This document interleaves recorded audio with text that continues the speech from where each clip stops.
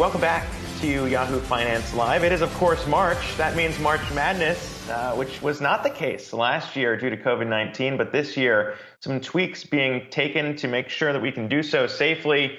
And everyone's going to be piling into Indianapolis, or at least around that location, as all the games will play out over 19 days there. Players are going to have their own rooms. Teams are going to have their own floors at hotels. People are going to be safe, but it's important to get back to it, no doubt. Joining us now for more on that is Pete Thamel, Yahoo Sports reporter, joins us now. And Pete, when we talk about it, obviously it was a big blow last year when March Madness got canceled, not just for sports fans, but really for the NCAA around that. We know how big it is.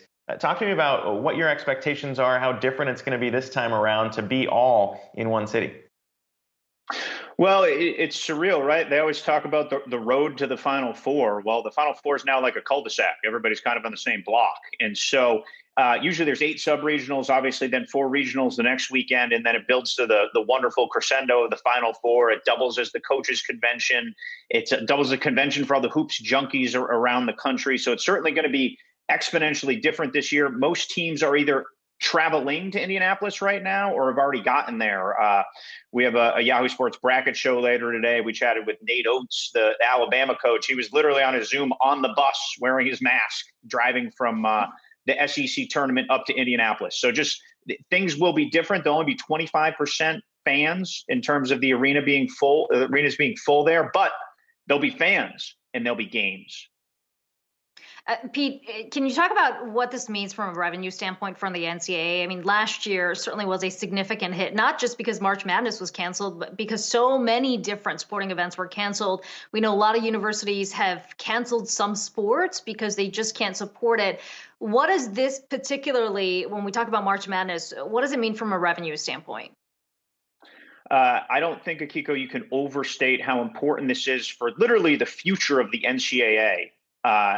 From a revenue standpoint. This is a $1 billion event, and the men's basketball tournament brings in about 90%, more than 90% of the NCAA's revenues. They were insured, but they were not insured to a point that they had been in past years. So they took massive financial losses. And obviously, all the billions that come in get distributed through the schools, and that spigot of money dried up. So it was especially painful for schools that rely on the NCAA tournament units, which every appearance delivers to a league a unit. Talking about places like the Atlantic 10 and the Big East, the Missouri Valley. I mean, these leagues literally subside on teams getting to the tournament and these units being delivered. So there'll be a huge financial waterfall for the NCAA and for leagues and conferences that really need it. And finally, Pete, a lot of people filling out their brackets right now. What's the one team? I guess we always see potentially a number 1 seed fall, but if you're talking about a bracket buster, who should people keep an eye out on? Well, I'm going to give you one double-digit seed. I love Winthrop, the small school in Rock Hill, South Carolina. They only have 1 loss this season. They play a hobbled Villanova in the first round. I think Winthrop can become America's sweethearts. And I'm going to give your viewers Arkansas as my surprise Final Four team. You can think of them like ARC funds. There's a very high ceiling, but there's some volatility. Is Gonzaga going to go undefeated?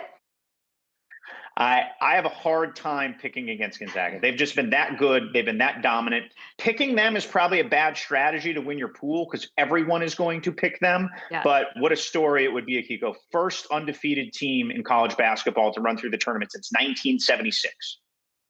Yeah, well, while we're doing first here too, Pete, I mean, there's a bunch of Blue Devils fans out there who probably would have wanted to see this get canceled again this year because they're out of it. The first time we've seen that since '95. I mean, that's a big team to be not here. Snubs, other teams that maybe didn't make their way in.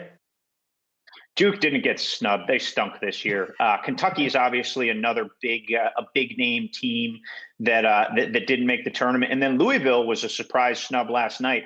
They are one of the 4 teams that are actually on the NCAA's wait list. You know, it's like it was like me trying to get into Vanderbilt.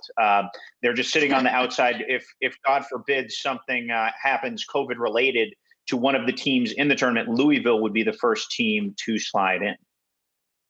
Yeah, well, Pete, we're going to have you on in the next few weeks here as we continue to see the madness kicks off next week. Pete Thamel with Yahoo Sports. Great to have you on today.